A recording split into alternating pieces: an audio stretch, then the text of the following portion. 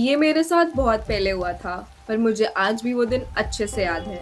हाय, मेरा नाम जस्टिन है और ये मेरी असली कहानी है। कुछ अर्ली 1990s का टाइम था। मैं 5 या 6 साल का था। अर्ली 1990s में सोवियत यूनियन का डिसोल्यूशन हुआ था, from socialist republic to liberal democracy. इसकी वजह से काफ़ी कंपनीज को ग्रो करने का चांस मिला था। उन्हीं में से एक कंपनी मेरे पापा की भी थी एंड उनकी जॉब रिक्वायरमेंट्स की वजह से हम यूके से बुदापेस्ट शिफ्ट हो गए थे। बुदापेस्ट में हमने एक बहुत बड़ा मैंशन खरीदा था। उसमें 4 मास्टर बेडरूम थे, एक बहुत बड़ा फ्रंट यार्ड और बैकयार्ड भी था। उस मैंशन की साइज के कंपैरिजन में वो घर बहुत सस्ता था। मेरे पेरेंट्स को लगता था कि शायद कंट्री कम्युनिस्ट रूल में है, इसलिए सब कुछ इतना सस्ता है। कुछ महीने गुजर जाते हैं और मैं और मेरी बहन बहुत अच्छे से सेटल हो जाते हैं। आफ्टर ऑल हमारा बैकयार्ड बड़ा भी तो बहुत था। हमें वहाँ के एक न्यूली एस्टैब्लिश्ड अमेरिकन स्कूल में भेजा गया था। वो स्कूल जिसकी क्रिश्चियन बैकिंग्स होती हैं। क्रिश्चियन बैकिंग्स मतलब क्रिश्चियन रूल, सपोर्ट और प्रोटेक्शन।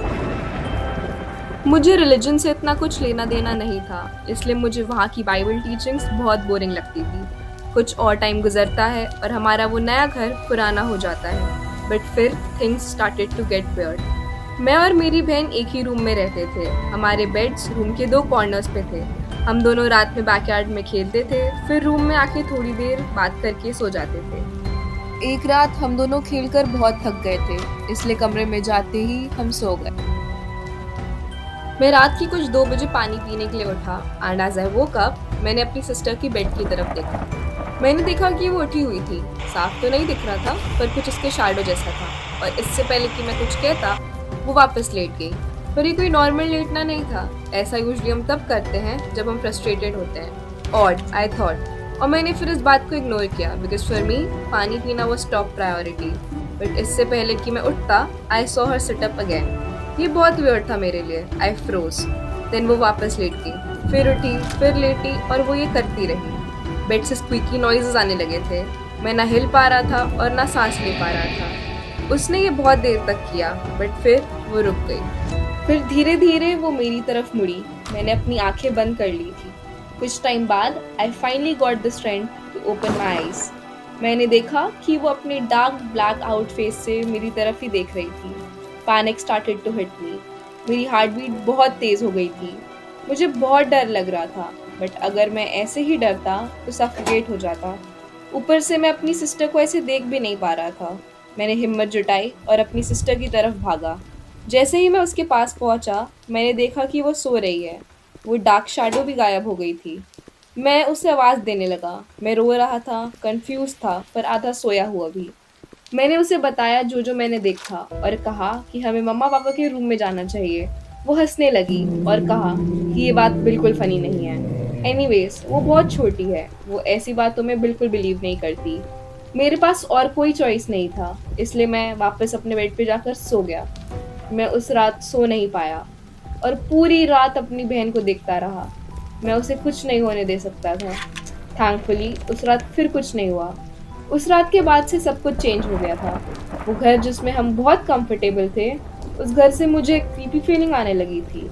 मैंने अपने पेरेंट्स को बहुत बार घर चेंज करने को कहा, बट वो हमेशा you must stop watching horror films बोल के मेरी बात को इग्नोर कर देते थे।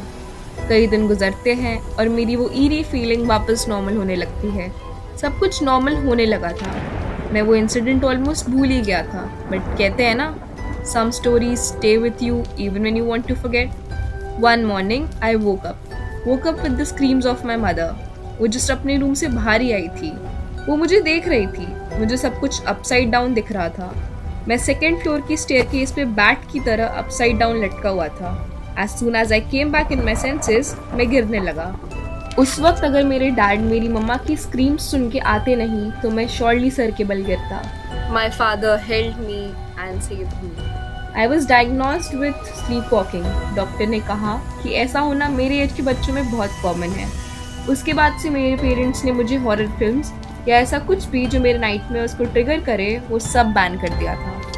पर उस दिन के बाद से स्लीप वॉकिंग मेरे लिए बहुत कॉमन हो गई थी और अपसाइड डाउन लटक जाना तो जैसे रोज की बात थी।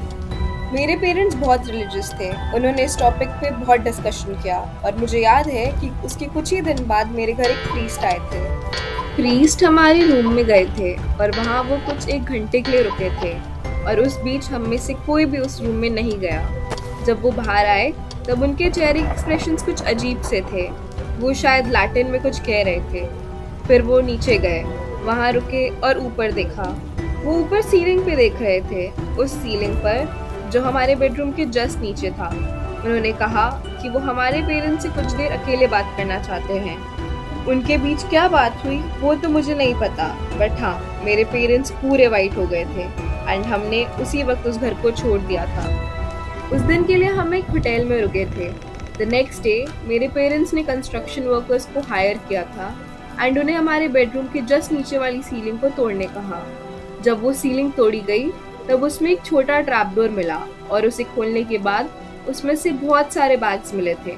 उन बैग्स में बोन्स थे, शायद स्मॉल साइज्ड एनिमल्स के थे। और उसी वक्त सबकी नज़र उस एक लटक रहे डॉल पे पड़ी, उस डॉल पे जो उन बोन्स से बनी थी। वो बोन्स जो हमें बैग्स में मिली थी, hanging by a small thread upside down.